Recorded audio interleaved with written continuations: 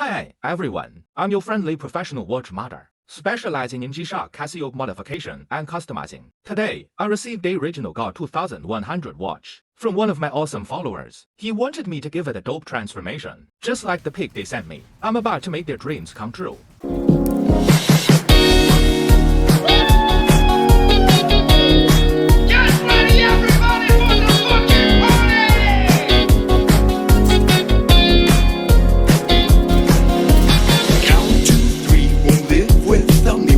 Shadows of the night, I'm getting closer,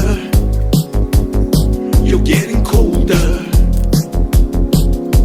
1, 2, 3, I can't even see from the mirror, you look polite. So, on a scale of 1 to 10, how would you rate this performance? Hit me up.